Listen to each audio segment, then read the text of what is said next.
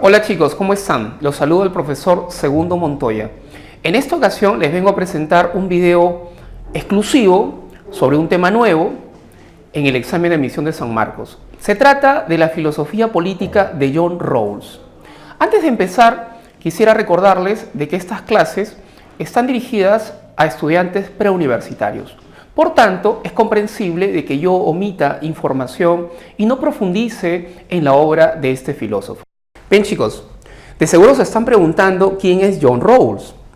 Se trata de un filósofo norteamericano contemporáneo quien en la universidad va a mostrar interés por temas morales, filosofía moral o ética y filosofía política.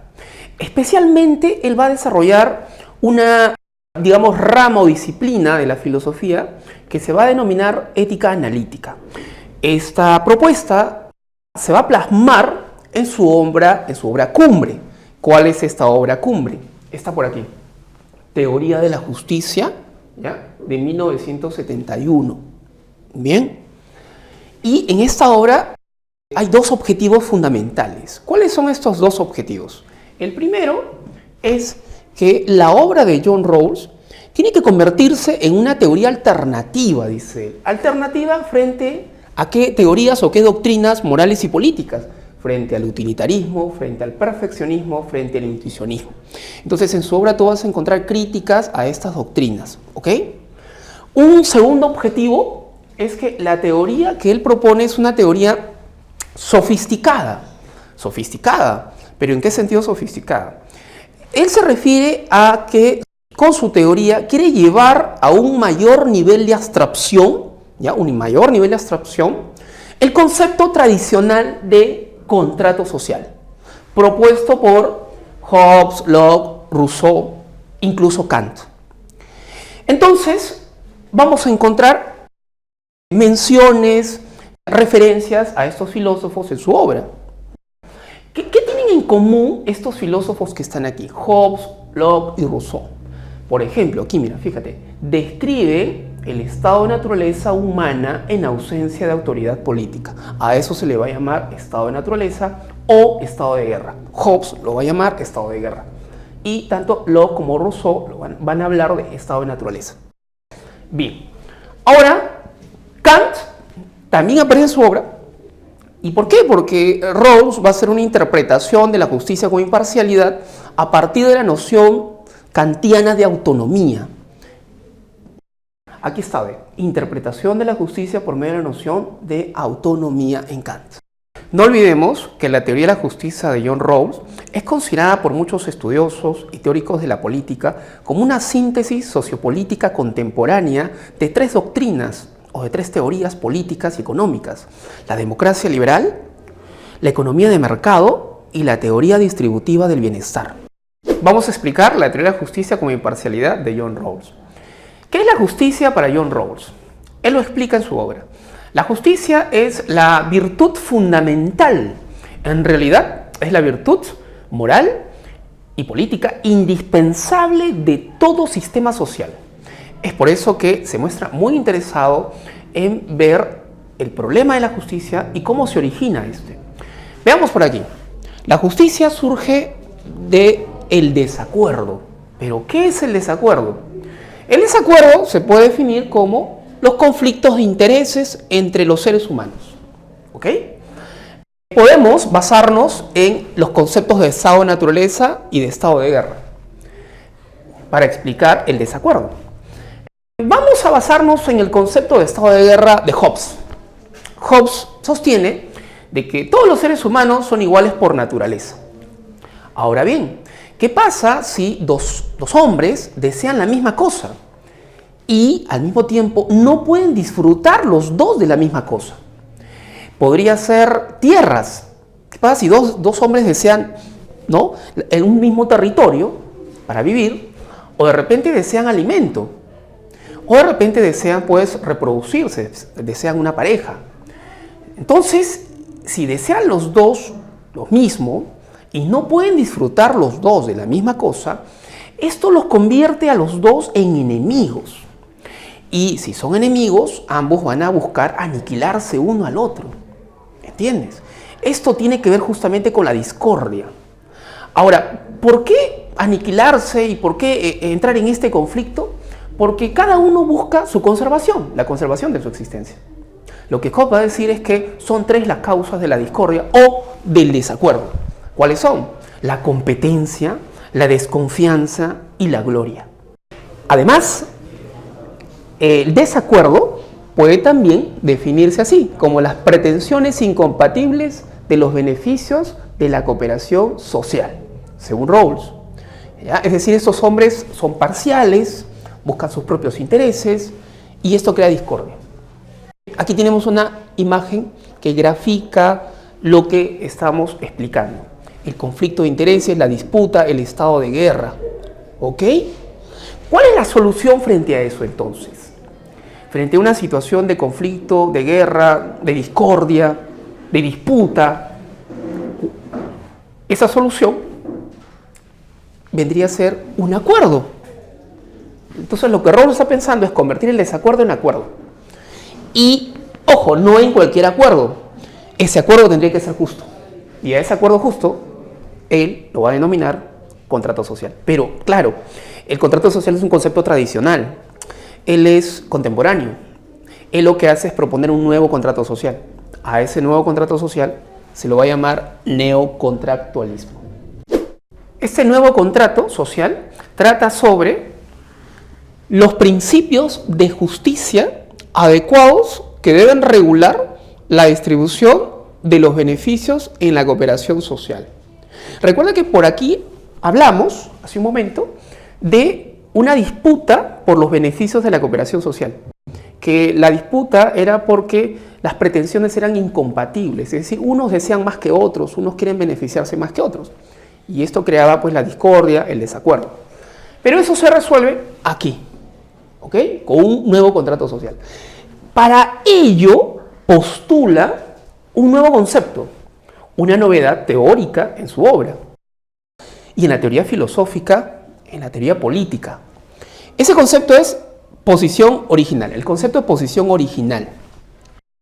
Este concepto que está aquí correspondería al concepto de estado de naturaleza y estado de guerra. Correspondería a esos conceptos. Claro que estos conceptos pertenecen a Locke, Rousseau y Hobbes. O sea, pertenecen al concepto tradicional de contrato social. Este es un nuevo concepto de contrato social y de teoría sobre el contrato social. ¿Qué significa posición original o posición originaria? Fíjate aquí. Para Rawls, la posición original no existe, no es real, no es histórica. Es un experimento mental, es una hipótesis, es una suposición, es algo imaginario. Y eso que es imaginario, que es una hipótesis, también justamente corresponde con esto, con estos dos conceptos, porque el estado de naturaleza y el estado de guerra también eran situaciones imaginarias, eran situaciones hipotéticas. O sea, nunca existió tal estado de naturaleza y estado de guerra. Al menos los autores no lo señalan, no señalan que tenga un referente en la historia o en algún momento histórico. ¿Ya? Bien, entonces no es real, no es histórico, y a eso también le agrega que los individuos en este contrato, las partes contratantes, son racionales. ¿Qué significa eso? Que son conscientes de las relaciones entre los medios y los fines. Es decir, ¿cuáles serían esos medios para lograr determinados fines? De eso sí, son conscientes. Son racionales. Son egoístas. ¿Qué quiere decir eso? Que cada uno procura sus propios beneficios, busca sus propios beneficios, su propia conservación. Y hay un desinterés mutuo. Él introduce este concepto de desinterés mutuo. No hay envidia. No es lo mismo el egoísmo que la envidia. Él diferencia la envidia y el egoísmo. Ellos no son envidiosos, son egoístas y son racionales. Eso es lo que dice Rawls. ¿Por qué no son envidiosos? Porque Rawls dice de que a estos individuos no les interesa la desgracia, ¿ya?, o la fortuna de los demás. Es decir, la felicidad de estos individuos, de estas partes contratantes, no depende de la buena suerte o la mala suerte de los demás. Es por eso que son indiferentes a eso o muestran un desinterés mutuo. Sin embargo, aún encontramos intereses opuestos. Intereses opuestos conflictos de intereses en la posición originaria. Entonces, para eso hay que buscar reconciliarlos. ¿Cómo los reconciliamos? Por medio de este otro concepto que también es una novedad teórica en la obra de Rawls. El concepto de velo de ignorancia. ¿Y qué significa velo de ignorancia? Significa de que ninguno de ellos, de las partes contratantes, sabe su lugar en la sociedad. ¿Cómo es eso? Es decir, ninguno sabe si es rico o si es pobre. Ninguno sabe eso. Sabe cuál es su estatus social, si es rico o si es pobre, si tiene casa o no tiene casa. Ninguno sabe eso.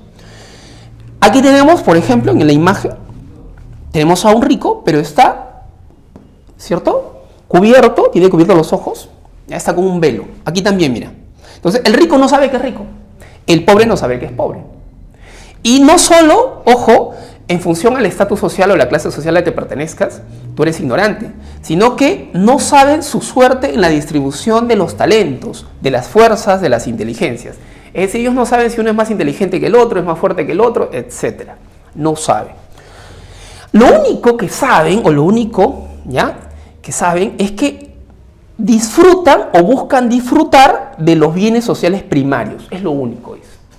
¿Ok? Entonces, esa ignorancia no es absoluta, sino hay ciertas cosas que sí saben ellos. Ahora, también dice que ellos ignoran el concepto del bien. Eso también dice Rawls, aunque esto resulta problemático, ¿ya? Pero eso vamos a hablar después de las críticas que le van a hacer a la teoría de la justicia de Rawls. Entonces, a eso se refiere el concepto de velo de ignorancia. Pero ¿por qué es importante ese concepto de velo de ignorancia? ¿Por qué lo introduce?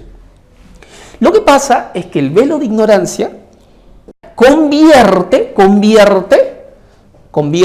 en justas las relaciones entre las partes contratantes. ¿Qué significa eso? Significa que el velo de ignorancia dota de igualdad e identidad a todas las partes contratantes. Todas las partes contratantes son iguales, ¿ok? Libres, racionales, egoístas. Y ninguno, recuerda, ninguno sabe cuál es su posición social, si es rico o si es pobre. Eso significa de que el velo de la ignorancia impone imparcialidad. Pone una situación o un estado de imparcialidad entre las partes contratantes, que es muy diferente a lo que yo te dije por acá, mira, que era más bien una situación de parcialidad en el estado de naturaleza y en el estado de guerra. Recién ahora, dice Rawls, los principios son justos o serían justos. ¿Por qué? Justamente por este concepto de velo de ignorancia. Porque es una condición fundamental para la posición originaria, ¿ok? Y sobre todo para esto, para establecer principios justos. ¿Cuáles son entonces estos principios? Los principios de la justicia, aquí están. Rawls nos va a hablar de una concepción general de la justicia y una concepción especial de la justicia. La concepción general, todos los valores sociales, es decir, las libertades, las oportunidades, ingresos, riqueza, habrán de ser distribuidas igualitariamente entre todos, a menos que una distribución desigual redunde en beneficios para todos. ¿Qué significa eso? En una fórmula bastante breve, ¿ya?, simple, significa lo siguiente: que Rawls está justificando la desigualdad. ¿Pero por qué? Porque él cree que la desigualdad es justa si y solo si beneficia a todos. Entonces, ¿cuándo una desigualdad es justa? Cuando cumple con esta condición, que beneficia a todos. ¿Ok? Él está pensando de ese modo. Entonces, en el razonamiento de Rawls, en sus reflexiones, en su estilo de razonamiento, él no concibe la idea de una igualdad plena, absoluta. No concibe eso. No sería posible. ¿Por qué? ¿Qué pasaría si mañana un gobernante decide que todas las personas ganen lo mismo, tengan los mismos ingresos? Es decir, una persona que hace limpieza, o un ingeniero, o un abogado, o un doctor, ganen lo mismo. ¿Tú te imaginas eso? ¿Ya? ¿Qué pasaría, dice John Rawls? Pasaría que esto anula los incentivos, anula, ojo, la voluntad de querer crecer económicamente. Entonces, anula los incentivos que son propios de una economía de mercado.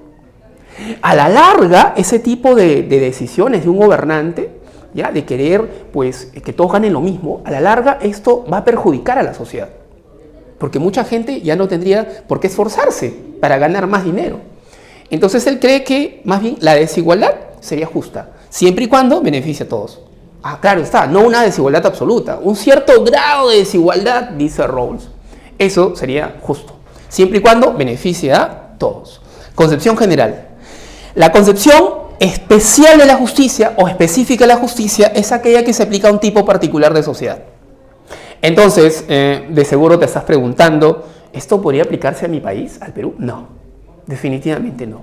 Rawls está pensando en Estados Unidos, él es norteamericano, y están pensando en países de Europa, cuyos gobiernos son democráticos, cuyas instituciones son sólidas, estables, ¿me entiendes? Cuya ciudadanía es una ciudadanía, pues, que efectivamente tiene conciencia política, ¿me entiendes? Eso no pasa en nuestro país. Ahora bien, ¿cuáles son esos principios? Aquí dentro de la concepción especial, él va a proponer dos principios, fíjate acá. Principios de libertad y principios de la diferencia, así lo llama él. ¿Ok? Principios de libertad. Sobre las libertades en general. Libertades básicas. Personal, es decir, elegir el tipo de ropa que te vas a poner, el tipo de corte de cabello, elegir el tipo de película que vas a ver en el cine. Eso es libertad personal.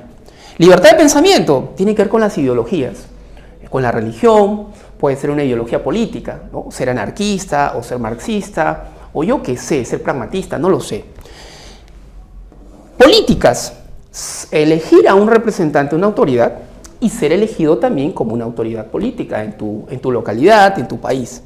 A eso se refiere.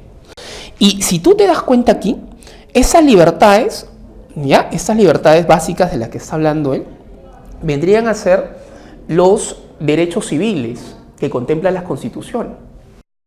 Aquí estaría defendiendo el liberalismo político, por el énfasis que le otorga la libertad. Igual libertad para todos, dice él. Igualdad de libertad para todos, de personal, pensamiento y política. Ahora bien, dos, principio de la diferencia. Este principio recae sobre las desigualdades sociales y económicas. Otra vez el tema económico aparece aquí. Y este principio se subdivide a su vez en A y B.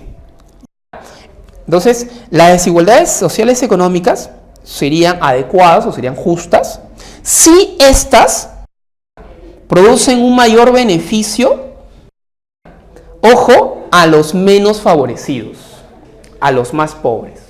Solo en ese caso podemos aceptar la desigualdad. Y también en el caso de que esa desigualdad permita la igualdad de oportunidades para las personas. Es decir, que las personas puedan acceder a cargos diferentes. ¿Me entiendes? Que las personas puedan pasar de una posición social a otra posición social, movilidad social. Si es pobre o si es de la clase E, pasar a la clase C, a la clase D, a la clase C, a la clase A. Esa movilidad social, porque él cree que las posiciones tienen que ser abiertas, porque las oportunidades tienen que ser iguales para todos. Entonces, siempre y cuando, ojo, esa desigualdad se justificaría siempre y cuando permita esto. A eso se refiere él. ¿Ok? Entonces, esta sería la concepción general y especial de la justicia. Que, ojo, una vez más, repito, esto de aquí es posible gracias a que hay un velo de ignorancia. El velo de ignorancia, recuerda, dota de igualdad de identidad a las partes contratantes e impone la imparcialidad. Por eso es que los principios son justos. Y estos son los principios justos que él va a proponer. Ahora veamos las críticas hacia la teoría de la justicia como imparcialidad de John Rawls. La crítica más frecuente y compartida por muchos filósofos es que su teoría es excesivamente abstracta, analítica y especulativa, y que por ende carece de todo realismo sociológico.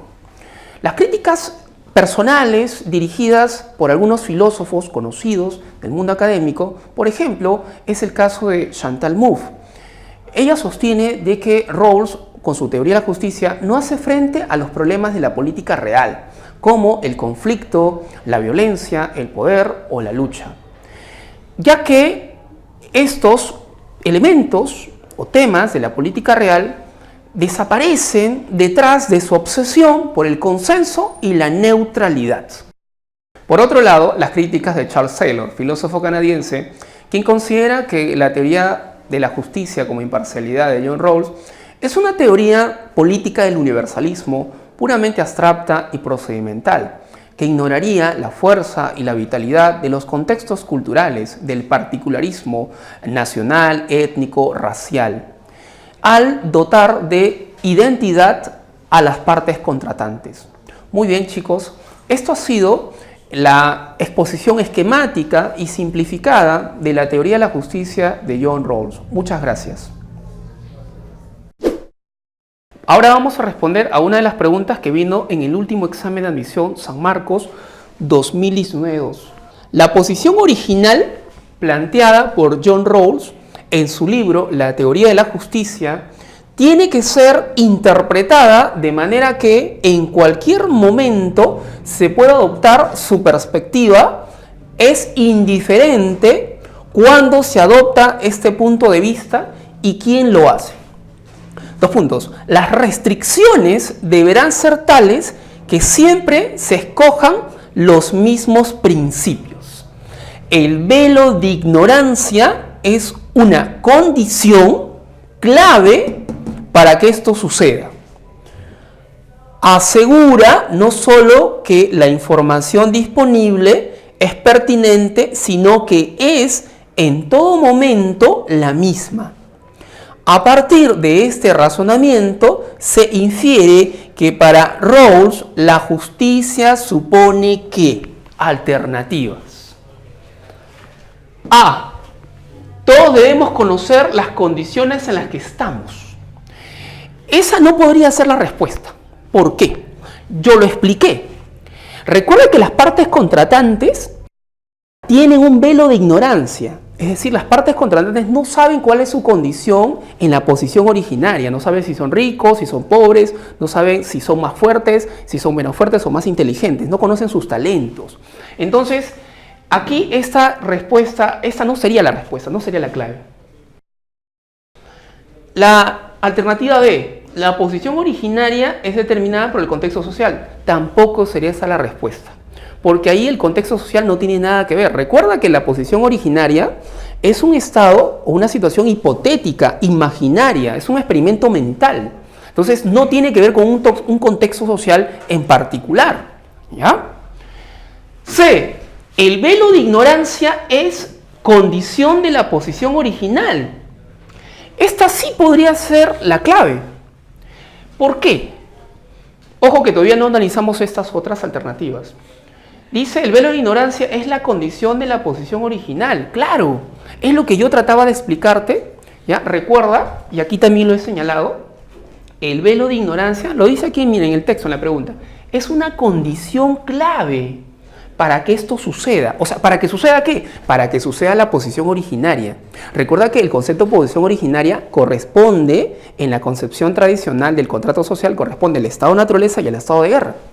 Y recuerda que en la posición originaria la condición fundamental era el velo de ignorancia. ¿Por qué? Porque el velo de ignorancia dotaba de igualdad e identidad a las partes contratantes.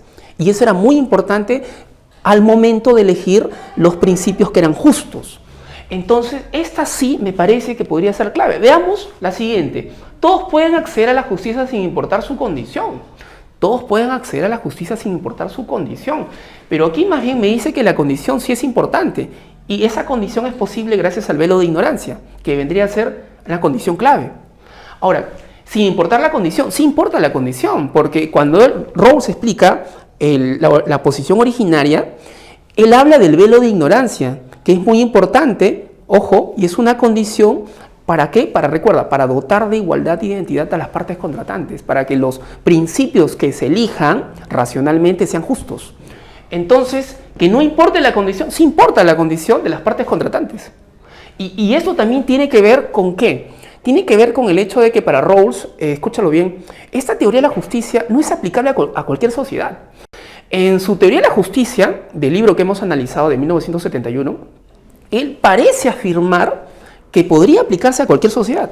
Sin embargo, él se va a retractar de esto después en otra obra, que se titula Liberalismo Político. Entonces, ¿por qué? Porque va a recibir críticas sobre ese intento de pretender que su teoría se aplica a cualquier sociedad. Él más bien va a sostener que esto efectivamente no se podría aplicar a cualquier sociedad, porque recuerda que la condición de las partes contratantes es que éstas sean libres, sean racionales, y ¿eso qué significa? Que sería aplicable a sociedades donde los ciudadanos tengan conciencia política, es decir, Estados Unidos, Europa, etc. Él está pensando en ese tipo de sociedades. Entonces, no sería esta la clave. Todos pueden acceder, alternativa E, ¿todos pueden llegar a obtener el mismo nivel de ganancias? Tampoco, no es pertinente a lo que estamos conversando aquí y no tiene relación con lo que yo te he explicado de la teoría de la justicia. Entonces, la clave sería la alternativa C. Y antes de despedirme, no se olviden que en ciencias están los mejores.